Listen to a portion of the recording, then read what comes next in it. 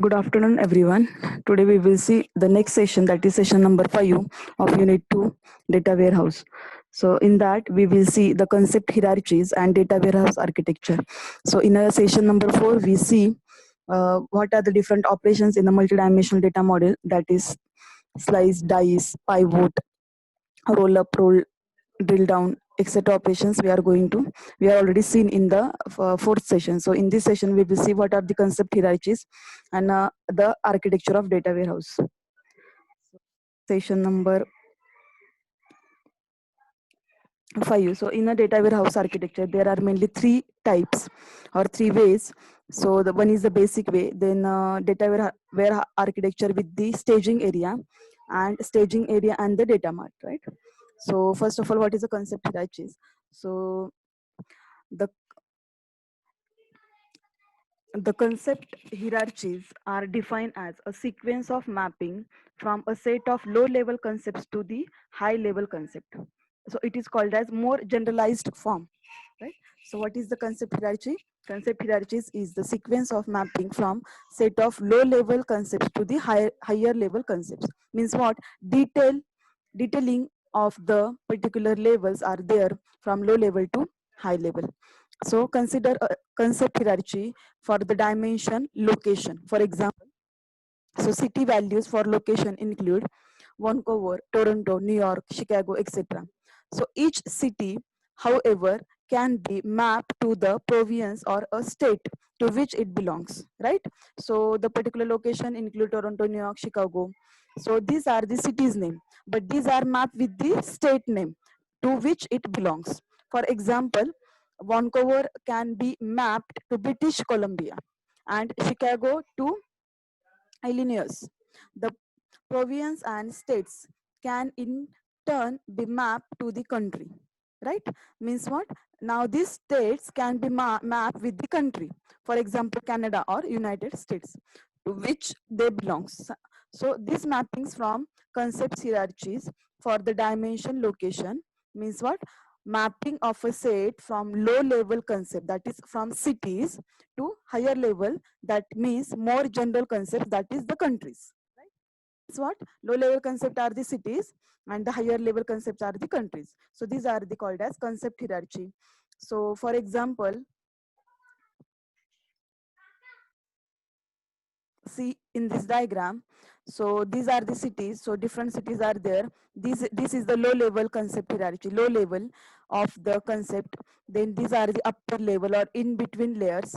So in that we will map this lower level cities with the state, that is British Columbia or New York or Ontario likewise. Then these states can also be mapped with the country, right? Like Canada, USA, etc. Right? And above this, all include the particular higher level. So this is the higher level, right? So each level having its higher level and it map with the higher level, right? So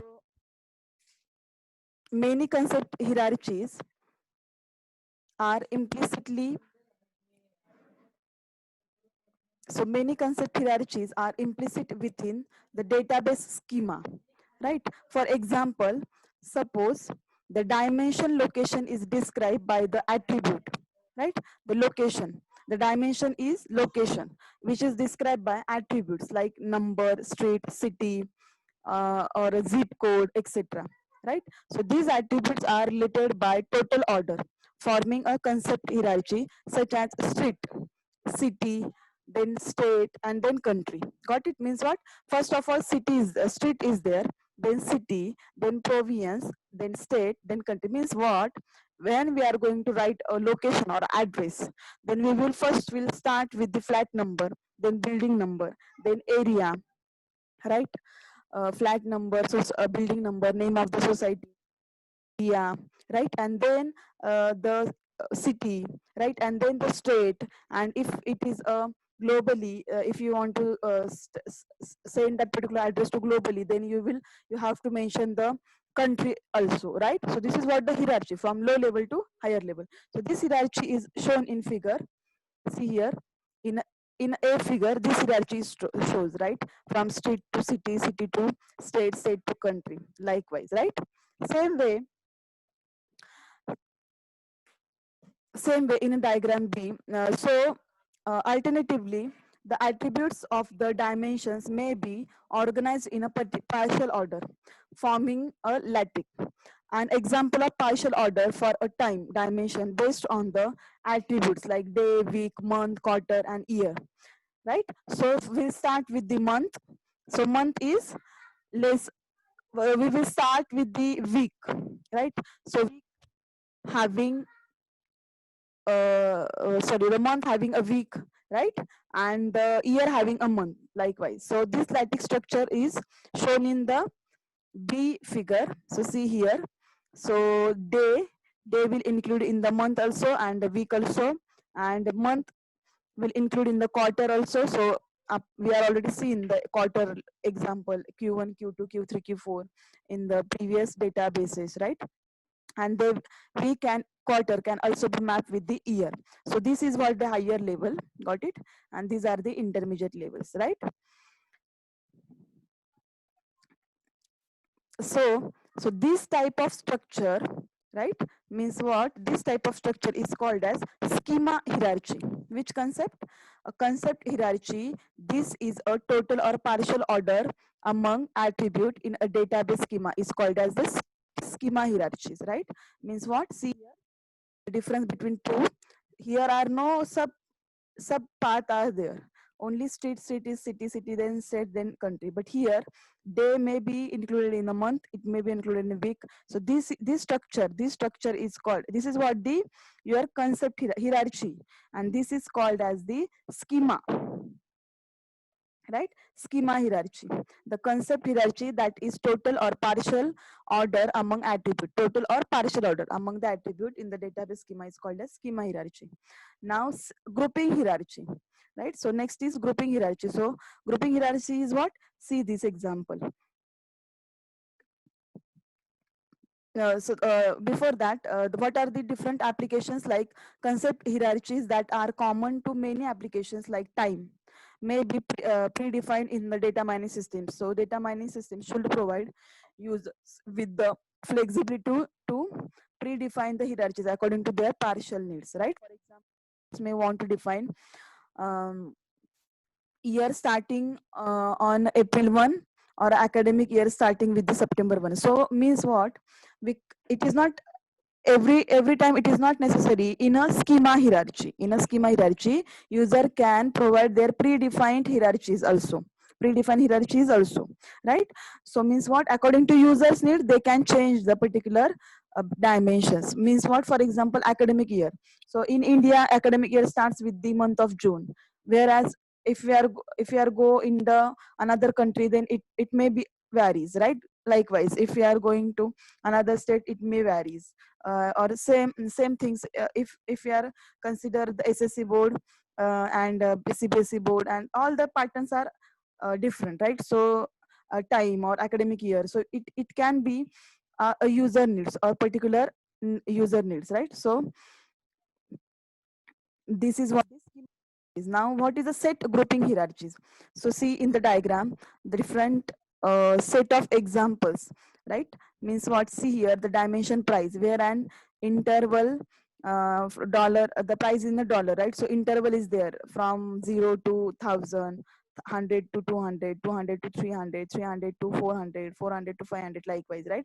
So these are the ranges. So it is called as set grouping hierarchies, right? So concept hierarchy may also be defined by grouping values for a given dimension or attribute, which is called as grouping hierarchy. Set grouping hierarchies means what we are going to do here, we are just group the particular value. So value between the price between 0 to 100 in this group, right? So this will also again map with the 0 to 200 group, one group, right? Say then this 0 to 200 map with the 0 to 1000, likewise the grouping is there. So there may be more than one concept hierarchy, attribute or dimensions based on a different user's viewpoint, right? So for instance, user may prefer to organize price by defining ranges of expensiveness, or expensive price or moderate price or lower than that likewise, right? So price may also having a schemas, no set to grouping hierarchies, right? So the concept hierarchies may be provided manually by system users, domain experts, or knowledge engineers, right? So these are the provided manually by the system users, domain experts, or knowledge engineers, or may be automatically generated based on statistical analysis of a data distribution, right? So this is what all about the concept hierarchies. Now next point is data warehouse architecture. So the data warehouse architecture is a method of defining overall architecture of a data communication, processing, and presentation that exists for end client computing within the enterprise. So what is a data warehouse architecture? It is a method of defining overall architecture of data communication, processing, and presentation that exists for the end user client. Each data warehouse is different, but all are characterized by standard vital component, right? So the production applications such as payroll account, um, in which the product purchasing and inventory control are designed for online transaction processing, that is OLTP. So such application gather detailed data from day-to-day operations, right? Means what? According to the data particular type of the application, the design of that particular data warehouse may change, right? So for OLAP, it may be changes in the design. Same design which we are going to use for OLTP, we cannot use that for OLAP. So what are the applications like OLAP? Forecasting, profiling, summary reporting, trend analysis, right? In which the day-to-day updates are not there. Data is updated monthly or yearly, right? But whereas the payroll systems or the ATM systems, like in which the particular data is updated regularly on a timely basis, day to day, that the design of that particular systems are different, right? And so there are mainly three architectures. One is data warehouse architecture basic, one is with the staging area, and another third one is staging area and the data mart. So we will see the diagram of each and every structure. So this is the data warehouse architecture basic. So what happened here? See, this is what my warehouse, right? And this is what my end users, and this is what my input. So in every architecture there is input, middle where, and the final, that is client, right? Output is there, right?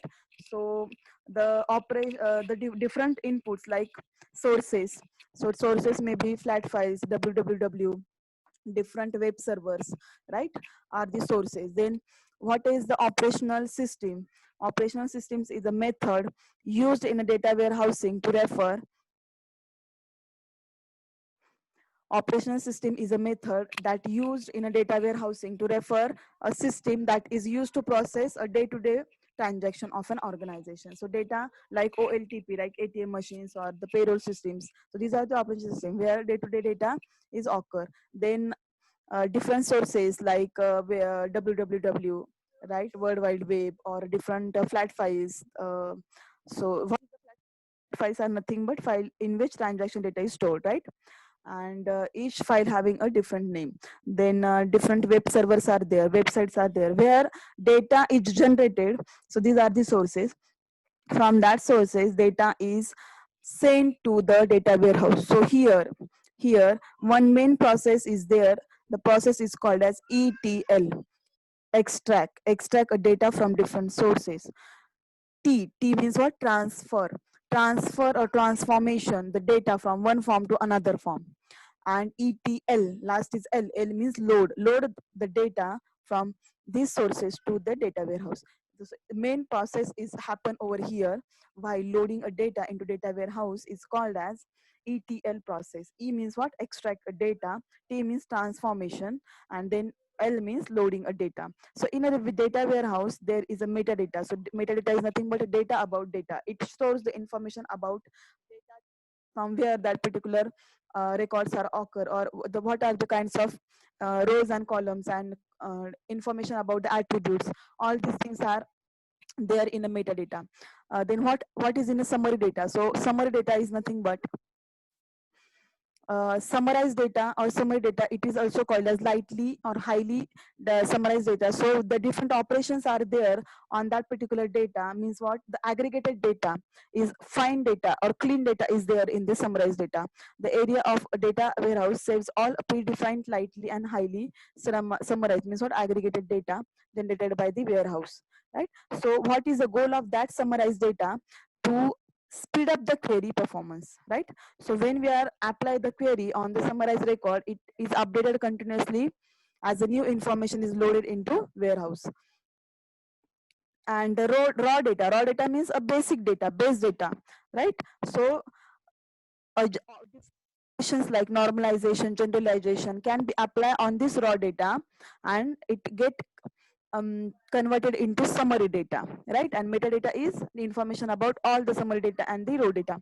And one more point is there in a data warehouse. One what we can say, the uh, backup is also there. Whatever data is there in a data warehouse, the one copy of that file is also available in the backup system. And these are the end users. So end users may apply the queries. The end users may be users, then they are experts, domain experts, right? So different data mining techniques are like reporting, analysis, graphs, charts, right? So these are the different data mining tools which can be applied on the warehouse and user access tools, right? So next is data warehouse architecture with a staging area. Now in this diagram here, only source resources and directly that resources pass to this warehouse. Now in this diagram, one more point is there, that is staging area. So what is the staging area? All other structure is the same. There are data resources, operational system, flat files, right? The warehouse is there, end user are there, but one concept is there, that is staging area. So what is a staging area? Before we are going to add the particular data into warehouse, we need to clean and process that data, that operational information. Why? Because that information is a lengthy information, which is not clean information. We already seen data pre-processing in the unit number 1, right? So the clean and process your operational information before put into a warehouse. So that is doing in the staging area. So we can do this programmatically also data warehouse using a staging area. So what is the staging area? A place where data is processed before entering a warehouse, right? A staging area simplifies data cleaning and consolidation for operations method coming from multiple resources, right? So especially for enterprise data warehouse, where all relevant data of an enterprise is consolidated. So what is the staging area? A place where data is processed, and then after processing that data, the particular data will be added to the warehouse, right? So staging area is a temporary location where record from source systems is copied, right? So ETL, I already told you, extract, transform, and load. So these are the operations. So operational applications like databases, which will load into staging area, then that is sent to the data warehouse, and on that data, particular data, different data mining tools can be apply a query, right? So next and last architecture is staging area and data marts, right? So what is a data marts? Data marts are nothing but a small part of the data warehouse. Example, I am having this diagram is the same up to this, right? So when we are going to add a data into data warehouse, for example, I'm having a sale data of the all electronic sales, right? So this warehouse include the data of all streams, right? But if I want a particular stream area like sale data, inventory data, purchasing data, now this small part of whole database is called as data mart. Data mart is nothing but a small part of the whole database. Simple example is there. For example, I'm having a shop and I'm having the particular items. I just sold items in a all over Maharashtra, right? Now in a data warehouse, I'm having a database of all over Maharashtra customers. Now, if I want a database of the Pune region only, so that Pune region database is nothing but a small data mart. If I want a particular database of Mumbai area, Thane area, likewise Nagpur area, right? Nagpur is not comes into Maharashtra, but Pune area, Kolhapur, Satara, likewise. If I want this type of data, then that is the small parts are called as data marts, right? So data like purchasing, sales, inventory. So these are the sub part of the main database, right? And on that particular data marts, we can apply the queries. So this is a fast processing than the other two methods. Why? Because instead of doing operation on a whole or huge amount of data, it is comes to uh, reduce in the particular records, right? So the records are small in a size, whereas in a data warehouse the records are more, right? So one another example, if I'm having a college data, and in my college I'm having a different fields, right? So if I want a data of our computer students only, if I want data of mechanical engineer students only, if I want data of ENTC, likewise stream wise. So this particular branches is also is a data mart, one kind of data. So this is what the database architecture with this staging area. Now, okay. So what are the properties? This is the explanation of the this diagram. So I already explained you.